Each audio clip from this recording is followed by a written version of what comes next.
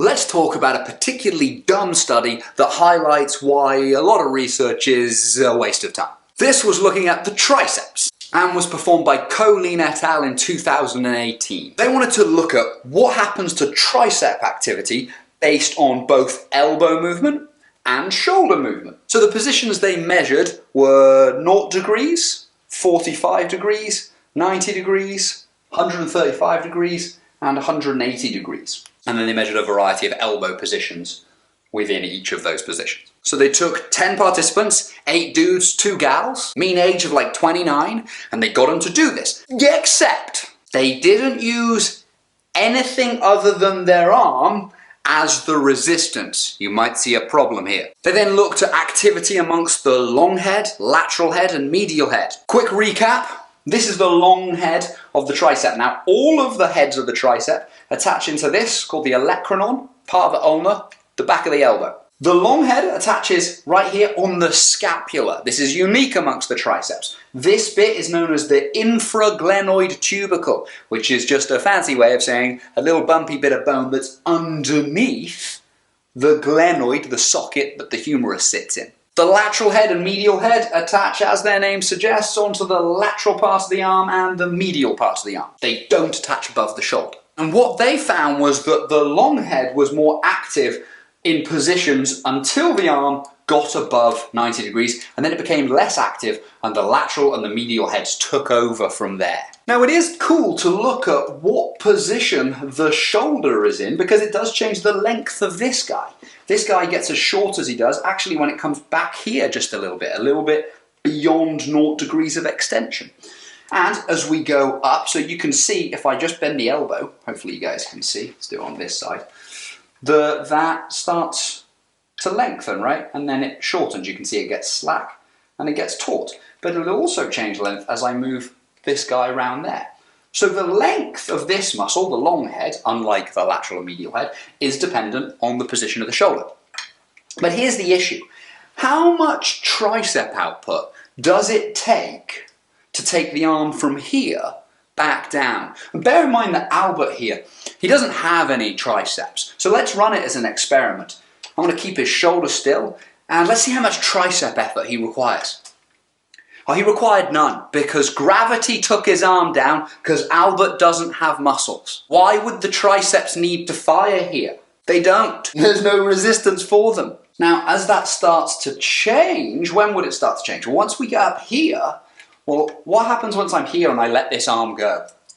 Oh, okay, so now that muscle and all of those 3 muscles would now have to fight this guy. What about here?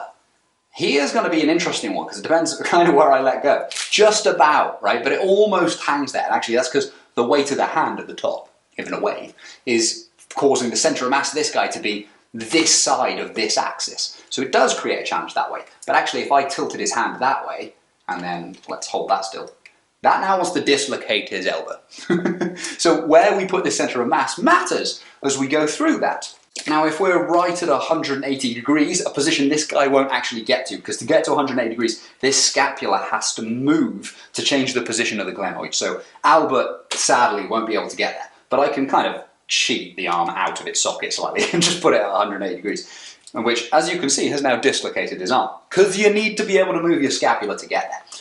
But in this position, and as long as his radial ulnar joint doesn't rotate, we've now got quite a big moment arm. So we would expect this to be the most challenging position for the triceps, given the fact the load they're fighting is the weight of the limb and then the inertial effect of having to move it. Now here's a potentially interesting question. In this 0 degrees position and the first part of this at different elbow positions, we see more long head activity than when this arm starts to move.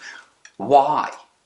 Here's a theory of mine. So we've got the long head of the biceps now attaches just above this guy, right? So just on the top and behind the supraglenoid. We've just learned infraglenoid, supraglenoid.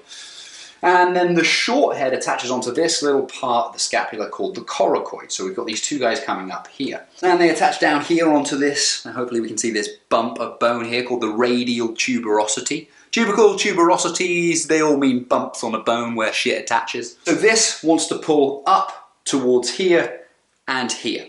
But what's also happening is that these guys are being pulled towards there. So this guy pulls this way, and this guy pulls this way. Well, what might be able to stop that scapula tipping forwards and going towards that guy? The long head, right? Because of his attachment here, he can pull down on the scap. And so as that wants to tilt forwards, he goes, nah, we'll keep you there. And so we might expect to see an increase in long head output in response to biceps activity in this position. But as this starts to move, okay, so we've got the arm out here now.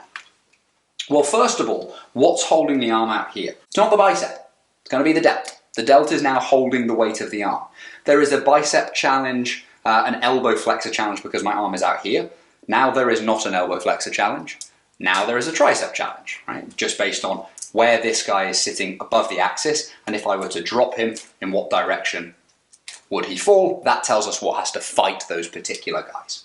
In this position, though, you can kind of see that the long head is almost just pushing back.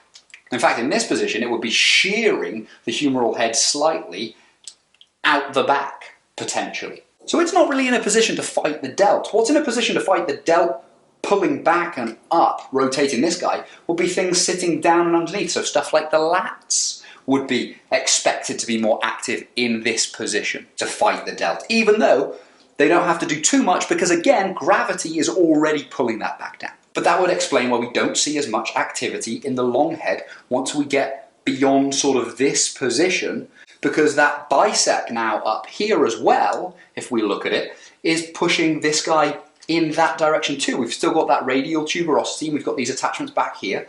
It's trying to pull this guy this way and that guy forwards. Well, the tricep long head in this position is also pulling the scapula forwards and that guy this way. They're both acting in the same direction at this position. And then we've been over, as we get to above here, why we might start to expect to see an actual challenge to the tricep kick in, and why on the EMG you do see that. What is recruited is in response to the demands of the force in relationship to the position that we're in. So we have to account for the direction of force at a bare minimum before this stuff starts making any sense as a study. If we don't account for that, our ability to extrapolate and to go, well, this EMG found these guys did this.